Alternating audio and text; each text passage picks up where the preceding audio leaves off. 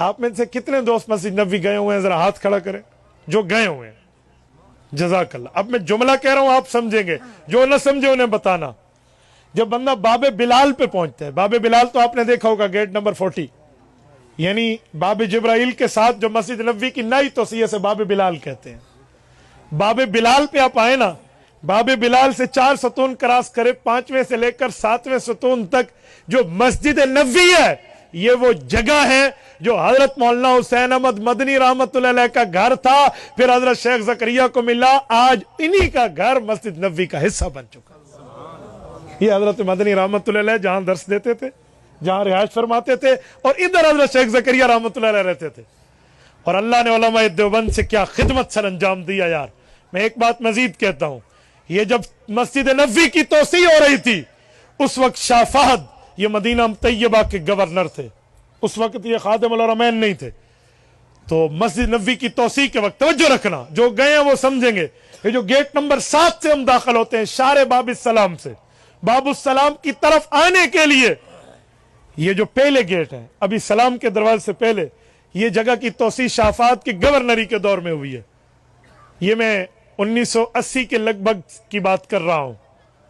तो जब तोसी हो रही थी आज से 40 साल पहले, जो पुराने गए हैं ना वो लोग जानते हैं कि मस्जिद नबी जहां आज सलाम के लिए जाते हैं, इसके करीब जाकर गाड़ियां ठहरती थी, वहां सलाम होता था। अब तो कितनी दूर जाकर ठहरती हैं।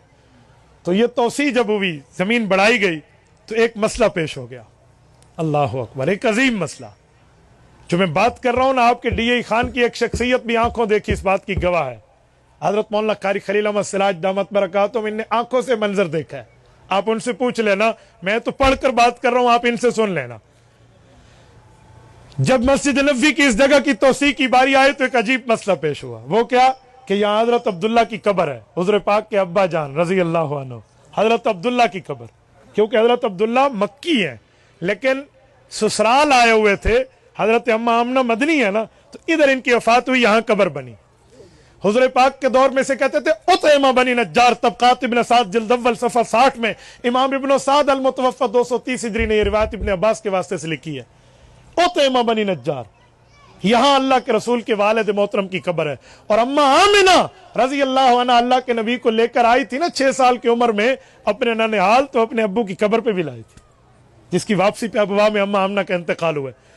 इस जगह जब कब्र आई तो अब कब्र मुबारक की कब्र कुशाई का फैसला हुआ कि हजरत अब्दुल्ला की कब्र को जन्नतुल बकी मुंतकिल किया जाए। तो जब कब्र मुबारक की कब्र कुशाई खोलने का वक्त आया ना, कौन खोले, किसकी हिम्मत, कौन आगे बढ़े? हजरत मौलाना आशिक इलाही, ये जो मैं दारुल देवबंद के इस बंदे की बात कर रहा हूँ, जिन्हें इनामुल बारी में अशार जमा किए हैं, इनके फैसले और मशवरे के मुताबिक कहा हुजूर पाक के वालिद की कब्र को हाथ आम मजदूर नहीं लगाएगा, पहली कुदाल वो मारेगा जो उन्हीं के इलाके का है, जो हुजूर पाक सल्लल्लाहु अलैहि वसल्लम के रोजे की सफाई करते हुए आ रहे हैं। जो हुजूर की रोजे की सफाई वाले हजरात बैठे हैं ना, अफरैकन हजरत बिलाल के इलाके वाले, वो नस्ल दर नस्ल जो आ रहे हैं, वही बंदा आएगा खादिम रोजा, और वो हुजूर पाक के वालिद की कब्र को खोदना शुरू करेगा। वही हुआ। और 1400 साल गुजरने के बाद भी हुजूर पाक के वालिद मोहतरम की कब्र बिल्कुल सही सलामत और जिस्म सलामत था। 18 साल की उम्र में हजरत अब्दुल्ला का इंतकाल है। कहते हैं बाल जो थे ये पूरे लुम्मा जुम्मा और वफरा की हद तक थे, सबसे कानों से बड़े हुए और कंधों से ऊपर इतने इतने बाल थे, बाल तक खराब नहीं हुए।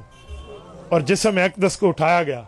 इन उठाने वालों में हजरत मौलाना आशिक इलाही रहमतुल्लाह अलैह, हजरत मौलाना उबैदुल्लाह अनवर रहमतुल्लाह अलैह, हजरत मौलाना उबैदुल्लाह अनवर मौलाना अहमद लाहौरी रहमतुल्लाह अलैह के फर्जंद हैं। अपने बेटों समेत इनको उठाया, मौलाना अजमल और मौलाना राशिद समेत उठाया। इस पे हजरत शेख ज़करिया रहमतुल्लाह अलैह की शमूलियत, मौलाना आशिक इलाही बरनी की है। और सबसे पहले हाथ उठाने वाला वही रोजे का खादिम है। ये उठाकर जन्नतुल बकी ले गए हैं। कारी साहब कहते हैं मैंने अपनी आंखों से मंजर देखा है, मैं वहीं था, किताबों में अवलैदा, ये बंदा है नहीं शायद इस बात का। ये भी अल्लाह पाक ने उलमाए देवबंद के हाथों ये तमाम काम कराए हैं। हदीस की खिदमत भी की है, सीरत की खिदमत भी की है, रसूलुल्लाह की ज़ात अक़दस के मामलात भी आगे बढ़ाए हैं। तो ये हमारे उलमाए देवबंद उलमाए हक की खिदमत हैं, जो अहदीस पर भी हैं और हुज़ूर पाक अलैहिस्सलातु वस्सलाम की ज़ात अक़दस पर भी हैं।